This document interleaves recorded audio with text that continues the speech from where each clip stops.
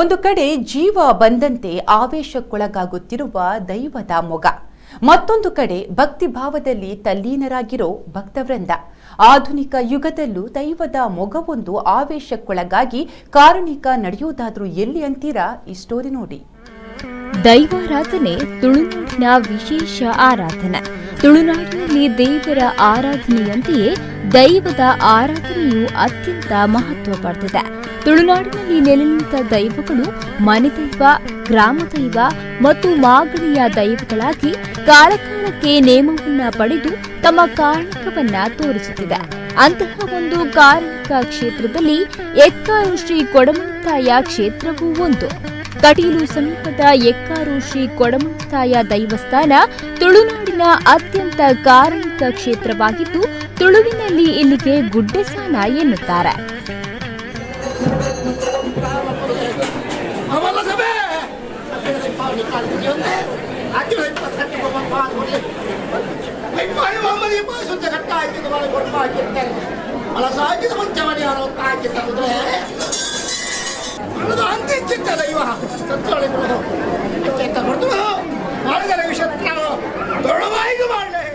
ಮುಕ್ಕೋಟಿ ದ್ವಾದಶಿಯಂದು ಎಕ್ಕಾರು ಕೊಡಮನತಾಯ ದೈವಸ್ಥಾನದ ಜಾತ್ರಾ ಮಹೋತ್ಸವ ನಡೆಯುತ್ತೆ. ಧ್ವಜಾರೋಹಣ ನಡೆದು 5 ದಿನದ ನೇಮ ನಡೆಯುತ್ತೆ.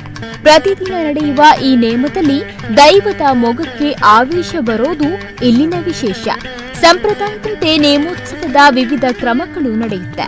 ಅದು ಸೂರ್ಯೋದಯದ ಸಂದರ್ಭ ನೇಮ ಮುಗಿಯುವ ಕೊನೆಯ ಹಂತ ದೈವದ ಅಣಿಯಿಂದ ಮೊಗವನ್ನ ಇಳಿಸಿ ದೈವದ ಸೇವೆ ಮಾಡುವ ಮೊಯ್ಲಿಯವರ ಬಳಿ ಮೊಗವನ್ನ ಕೊಡಲಾಗುತ್ತೆ.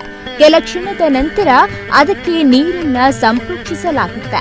ಆ ಸಂದರ್ಭ ದೈವದ ಮೊಗ ಆವೇಶಕ್ಕೆ ಒಳಗಾಗುತ್ತೆ. 2-3 ಮಂದಿ ನಿಯಂತ್ರಣಕ್ಕೆ ಪ್ರಯತ್ನಿಸಿದ್ರೂ ನಿಯಂತ್ರಣಕ್ಕೆ ಬಾರದಷ್ಟು ಆವೇಶ ಬರುತ್ತದೆ. ಧಾರ್ಮಿಕ ಪ್ರಕ್ರಿಯೆಗಳು ನಡೆದ ನಂತರ ದೈವದ ಕೊಠಡಿಯಲ್ಲಿ ಇಡಲಾಗುತ್ತೆ. ಸಾವಿರಾರು ವರ್ಷಗಳಿಂದ ನಡೆಯುವ ಈ ಕಾರಣಿಕದಲ್ಲಿ ದೈವದ ಮೊಗ ಹಿಂದಿನ ದಿನದಲ್ಲಿ ಕಡಿಮೆ ಕಂಪನವಾಗುತ್ತಿದ್ದು, ಇದೀಗ ಹೆಚ್ಚಾಗಿದೆ. ಕ್ಷೇತ್ರದಲ್ಲಿ ನಡೆಯುವ ಈ ಒಂದು ಕಾರಣಿಕದ ಕ್ಷಣವನ್ನ ನೋಡಲು ನೂರಾರು ಮಂದಿ ನೆರೆದಿರ್ತಾರೆ.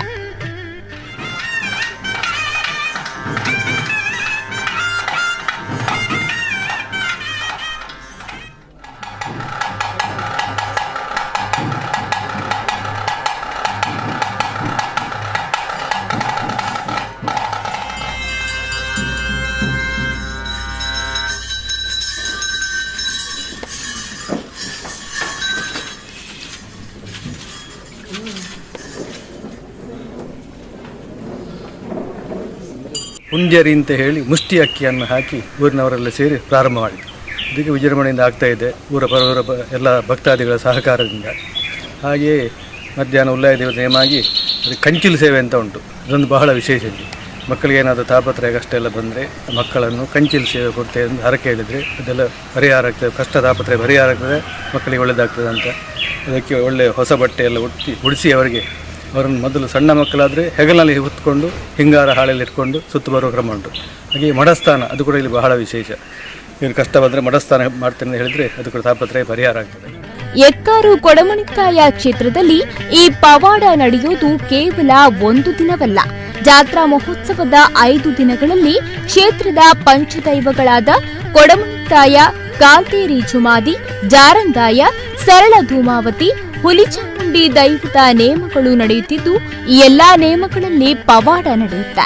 ಮುಕ್ಕೋಟಿ ದ್ವಾದಶಿಯಂದು ಎಕ್ಕಾರು ಕಾವರ ಮನೆಯಿಂದ ಭಂಡಾರ ಹೊರಟು 5 ದಿನಗಳ ಕಾಲ ಗುಡ್ಡೆಸಾನದಲ್ಲಿ ನಡೆಯುತ್ತೆ. ಜಾತ್ರಾ ಮಹೋತ್ಸವದ ಮೊದಲ ದಿನ ಬೆಳಿಗ್ಗೆ ಕಂಚಿಲು ಸೇವೆ, ಉರುಳು ಸೇವೆ, ಅನ್ನ ಸಂತರ್ಪಣೆ ನಡೆಯುತ್ತೆ. ಉತ್ಸವದ 5 ದಿನದಲ್ಲಿ ಸಾವಿರಾರು ಮಂದಿ ಭಕ್ತರು ಭಾಗವಹಿಸುತ್ತಾರೆ.